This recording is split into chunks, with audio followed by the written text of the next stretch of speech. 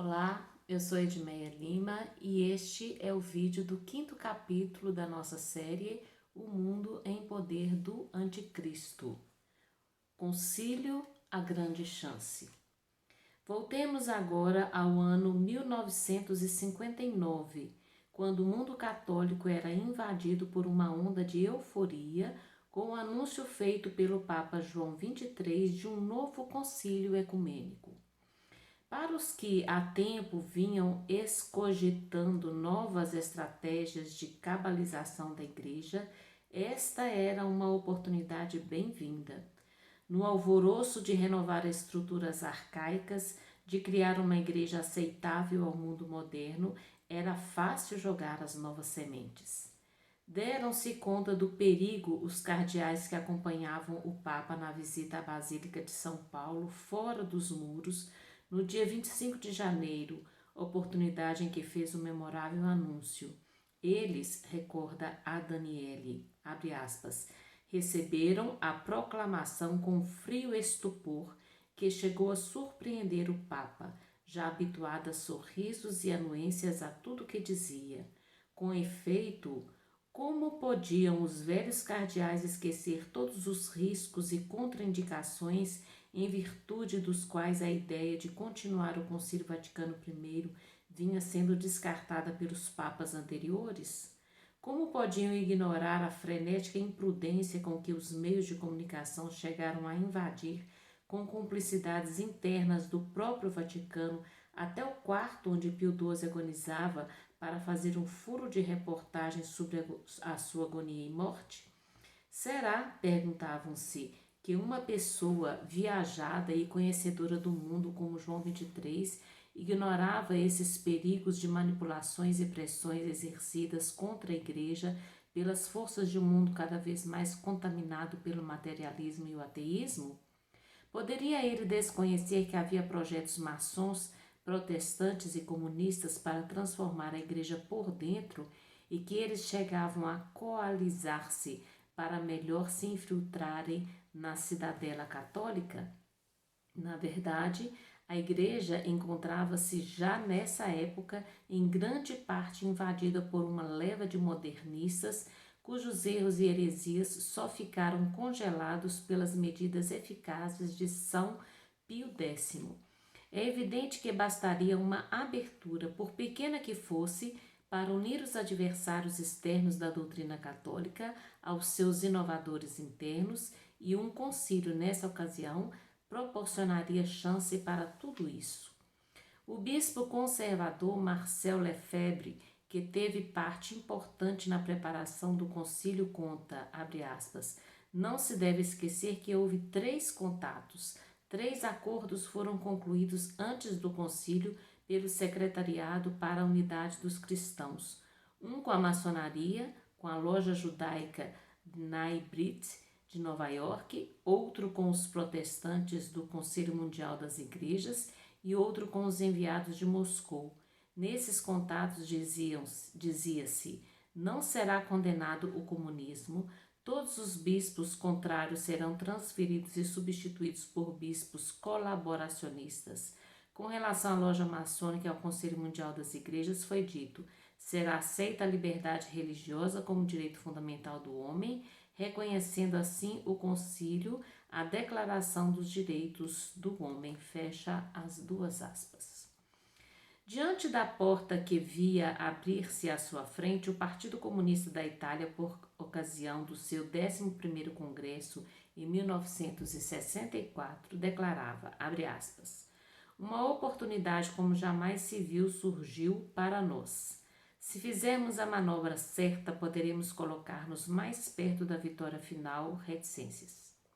De mão beijada, o Concílio Vaticano pôs à nossa disposição os melhores meios para alcançarmos o público católico, reticências. As condições nunca foram tão favoráveis para nós, fecha aspas. Grito de alerta. Ainda bem que um grupo de cardeais e bispos detectou em tempo essas manobras dentro do concílio e lançou um grito de alerta. Esse grito veio na forma de um livro de 644 páginas sob o título de Complô contra a Igreja e a fictícia autoria de Maurice Pinay. Abre aspas. Está prestes a se consumar, advertiam os cardeais e bispos escondidos sob o pseudônimo de Pinay. A mais perversa conspiração contra a Igreja. Seus inimigos, abre parênteses, que aparecem especificados no prefácio como sendo os altos poderes do comunismo, da maçonaria mundial e da força oculta que os controla, isto é, os conspiradores judeus, fecha parênteses, tramam destruir suas mais sagradas tradições e realizar reformas tão audazes e malévolas como as de Calvino, Zwinglio e outros grandes heresiarcas, com o fingido zelo de modernizar a Igreja e pô-la à altura da época, mas na realidade com o oculto propósito de abrir as portas ao comunismo, acelerar o derrubamento do mundo livre e preparar a futura destruição do cristianismo, fecha aspas. E na página seguinte, abre aspas, outro plano sinistro que arquitetam é conseguir que a Igreja se contradiga a si mesma, perdendo com isto a sua autoridade sobre os fiéis, porque logo proclamarão que uma instituição que se contradiz não pode ser divina. Reticências. Projetam que a Igreja declare que aquilo que durante séculos afirmou ser mal, agora afirme ser bom. Fecha aspas. A obra, distribuída inicialmente em 1962 entre os padres do concílio, caiu logo no domínio da imprensa mundial, suscitando, abre aspas, tantos comentários como nenhum livro no presente século, fecha aspas.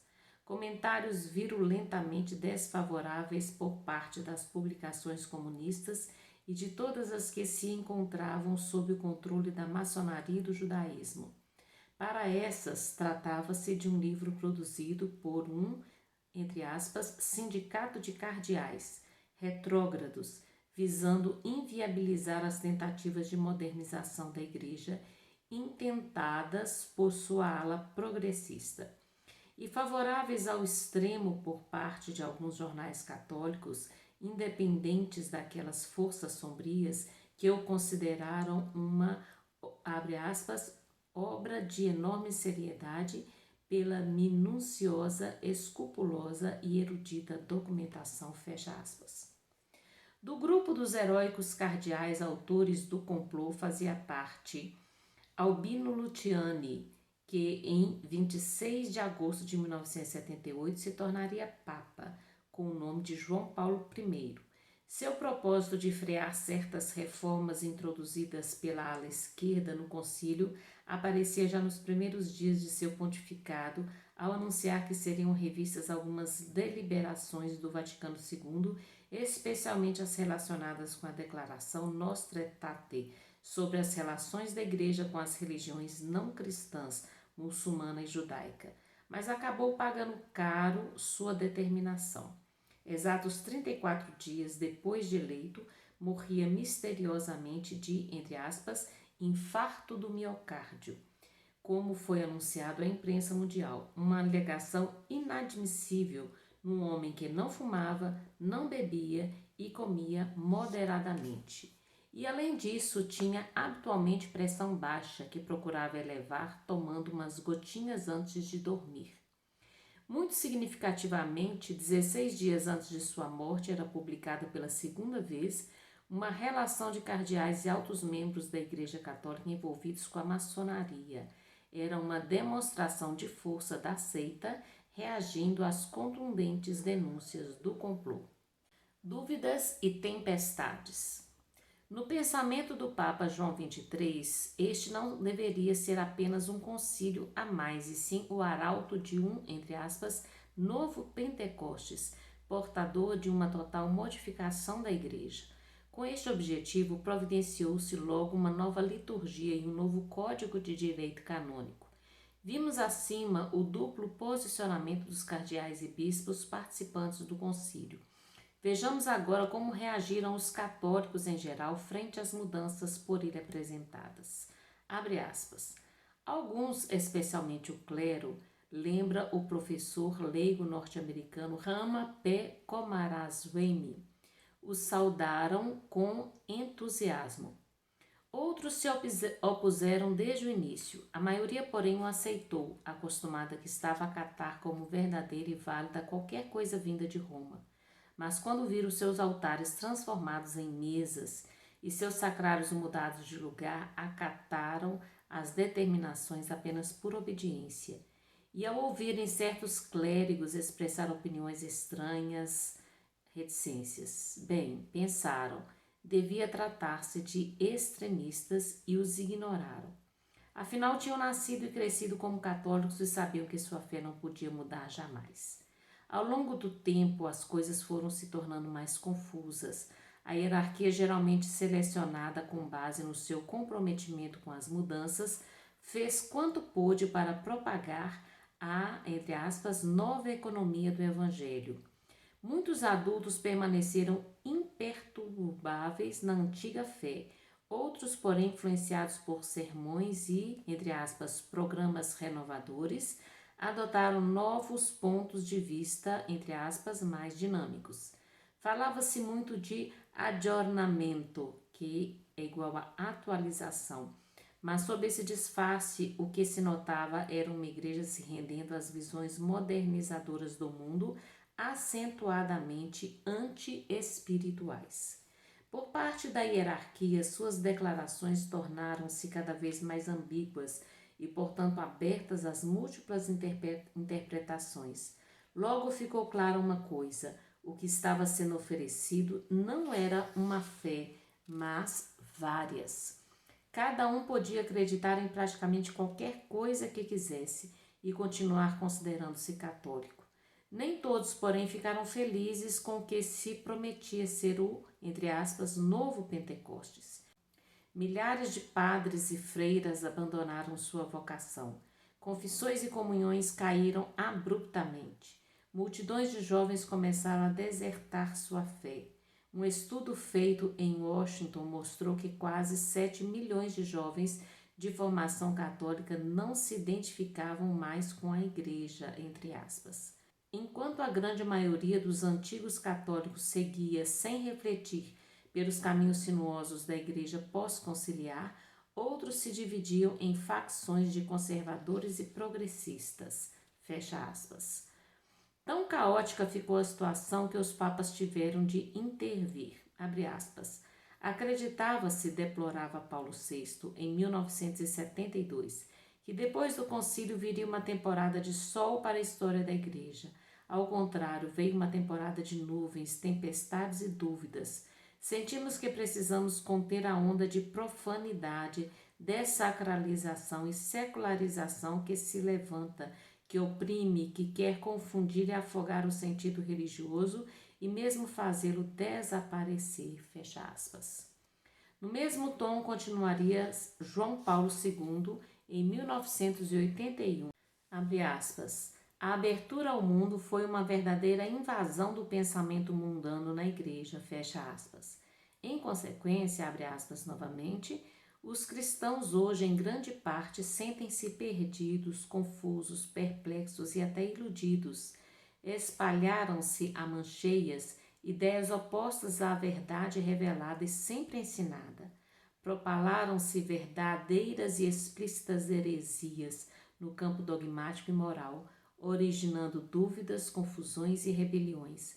Alterou-se a liturgia, imersos no relativismo intelectual e moral, e daí no permissivismo os cristãos foram tentados pelo ateísmo, agnosticismo, por um iluminismo vagamente moralístico e por um cristianismo sem dogmas definidos e sem moral objetiva, fecha aspas.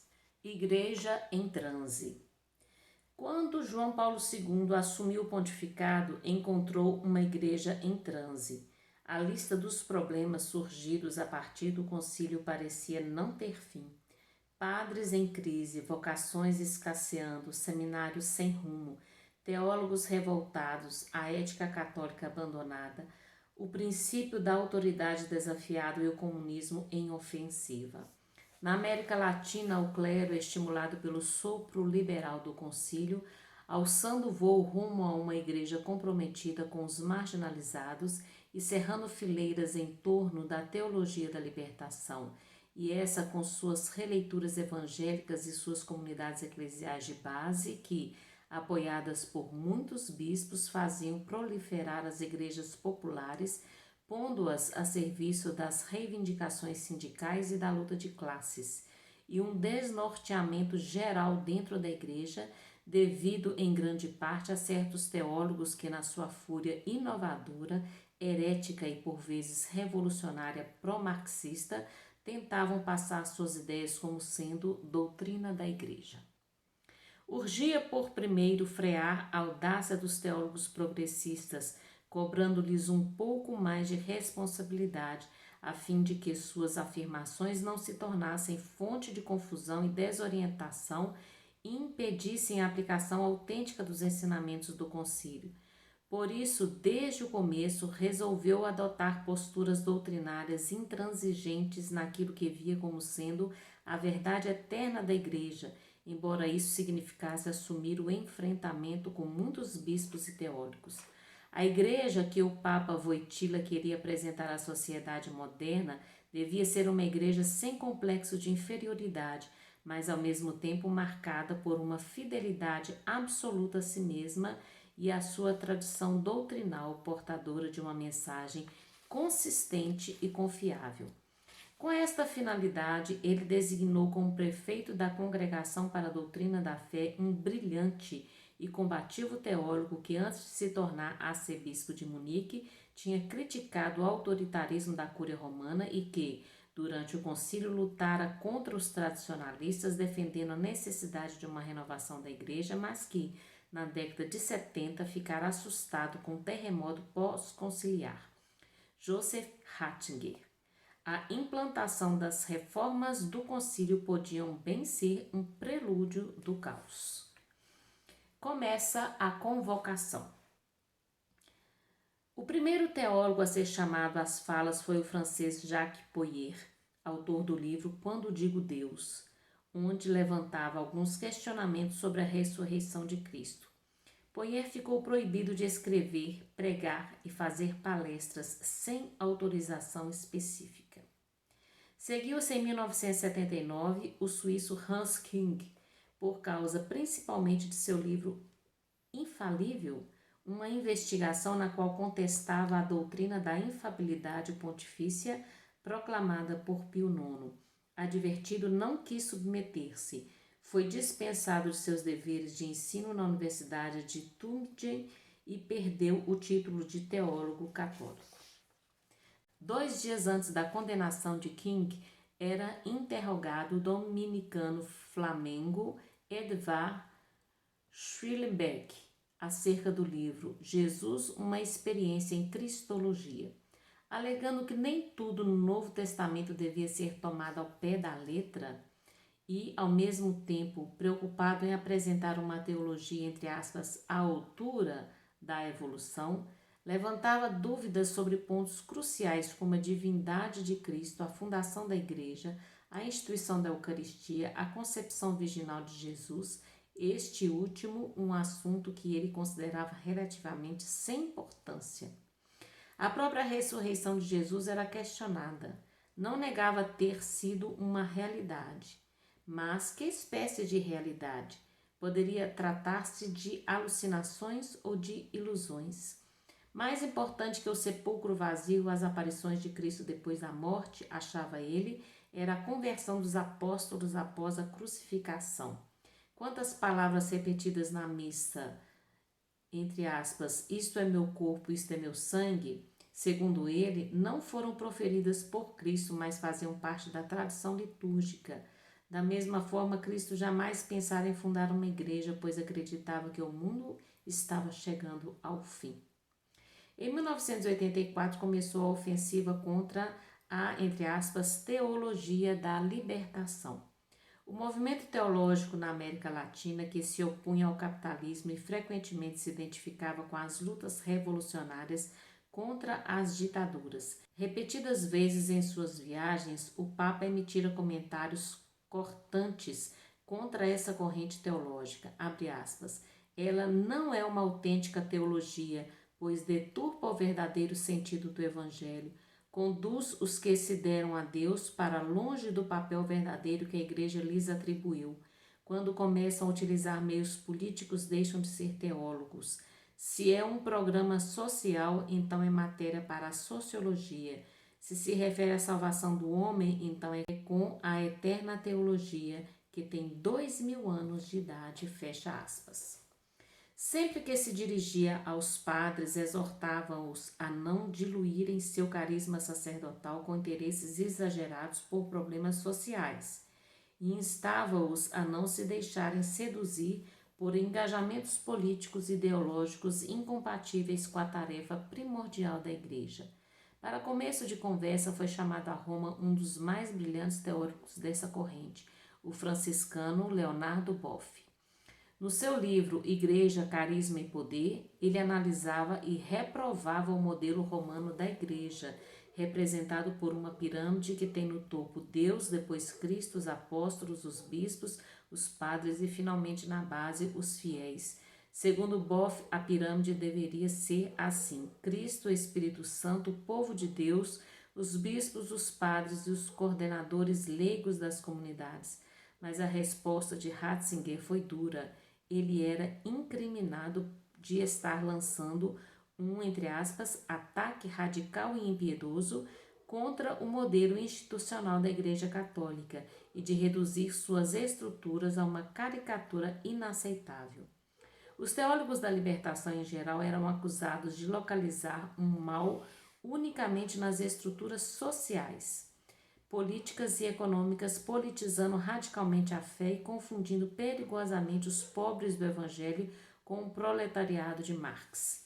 E por considerar suas teses sobre a estrutura da Igreja, o conceito de dogma, o poder sagrado e o papel profético da Igreja como, entre aspas, insustentáveis e passíveis de colocar em perigo a sã doutrina da fé, foi-lhe imposto 1 ano de silêncio com a proibição de ensinar, fazer palestras ou publicar livros. Em 1986 chegou a vez do padre Charles Curran, que perdeu o direito de ensinar na Universidade Católica das Américas, em Washington, por causa da sua oposição pública à encíclica Humanae Vitae sobre a anticoncepção e também das suas opiniões acerca da moralidade sexual. Segundo ele, a Igreja devia reconhecer o divórcio e aceitar como, entre aspas, moralmente justificado o relacionamento estável entre homossexuais. Outros teólogos chamados e advertidos foram o redentorista alemão Bernhard Häring e o peruano Gustavo Gutierrez, este último da Teologia da Libertação. Soluções inviáveis. Outra área que, segundo o Papa, precisava urgentemente de saneamento era a Cúria Romana, tendo presente o que acontecera com seu antecessor João Paulo I. Por subestimar o perigo do poderio maçônico emboscado no Vaticano, caíra incautamente na sua armadilha. Tratando-se de um campo minado, o novo Papa precisava mover-se com extrema cautela. De golpe, compreendeu que, abre aspas, a única solução efetiva, a cirúrgica, já tentada por seu antecessor, isto é, expurgar o Vaticano da Secretaria de Estado para baixo, era inviável. E mais inviável ainda era excomungar os bispos que o mereciam, porque então se formalizaria o cisma, o despedaçamento da Igreja, pronunciado por Paulo VI, fecha aspas, segundo Câmpora. Também sabia do perigo que corria sua vida, por isso, apenas eleito, mandou remover dos aposentos papais as pesadas tapeçarias que podiam esconder microfones e cercou-se de auxiliares poloneses de sua confiança, a começar pelas irmãs encarregadas da cozinha. A confirmação do perigo que corria sua vida a teria no dia 13 de maio de 1981, quando, numa audiência a céu aberto na Praça de São Pedro, levava um tiro no abdômen. A primeira hipótese levantada para elucidar o caso foi a da conexão búlgara, entre aspas. Ali, Águia teria sido contratado e protegido pelo Serviço Secreto Búlgaro, uma organização ligada à KGB soviética, ou de um complô internacional, já que o autor do atentado não era um exaltado, mas revelava a frieza de um killer profissional. As investigações orientaram-se logo para a hipótese de um complô pelo cuidado com que fora escolhido o assassino, condenado à morte na Turquia, evadido misteriosamente de uma superprisão graças a altas cumplicidades, munido de passaporte regular emitido pela polícia turca e largamente subvencionado a ponto de viajar por 2 anos e com luxo por 9 países. Ele tinha tudo a ganhar e nada a perder com aquele gesto. A pior hipótese seria a prisão perpétua na Itália, em vez de pena de morte na Turquia, país com o qual a Itália não tem acordo de extradição. Logo, porém, vieram as várias versões do terrorista. Perante a corte italiana, declarou ter estado a soldo da alta hierarquia da igreja, versão que mais tarde substituiu por outra. Não fora contratado por ninguém, mas agira por iniciativa própria. Essa segunda versão, porém, era descartada pelo Osservatore Romano, que na edição de 12 de maio de 1997 explicava: o atentado tinha sido fruto de um complô, parecendo insinuar que esse complô fora tramado dentro do Vaticano, entre aspas, mãos diabólicas, lê-se no Jornal da Santa Sé, foram responsáveis por um complô que tinha como objetivo eliminar esse homem, o Papa, e o futuro que representava. Isso tudo entre aspas. A versão seria confirmada pelo próprio Ali Aka em julho de 2000, quando após 19 anos de prisão se despedia do Papa com essas palavras, abre aspas, meu querido irmão João Paulo II, deixe seu posto e volte para a Polônia. Você é uma boa pessoa, mas não pode continuar sendo líder do Vaticano, que é um quartel-general do diabo. Reticências. Foi ele que organizou o ataque contra o seu próprio Papa. Fecha aspas. Mas quem teria interesse em eliminar o Papa? Alguns pensam que os mandantes proviriam da maçonaria, cuja condenação fora reafirmada um pouco antes pela Congregação para a Doutrina da Fé por vontade do Papa e que mantinha numerosas infiltrações na Cúria Romana, em especial na Secretaria de Estado. O Papa devia suspeitar disto, pois quando pessoas mais chegadas tocavam no assunto, a resposta é invariavelmente a mesma, abre aspas, não me interessa, foi o diabo que o fez, fecha aspas. Frente à situação de perigo que sentiu desde o princípio, João Paulo II se limitou a assegurar-se o controle dos dicastérios, que são subdivisões da Cúria Romana, mais diretamente vinculados com o religioso, como a Congregação para a Doutrina da Fé e também a colaboração da Opus Dei, que é a obra de Deus, em tarefas fundamentais. Trata-se de uma instituição sem desvios progressistas, profundamente ortodoxa em teologia e afinadíssima com o Papa, com uma organização moderna, ampla e eficiente. O resto deixou nas mãos da divina providência.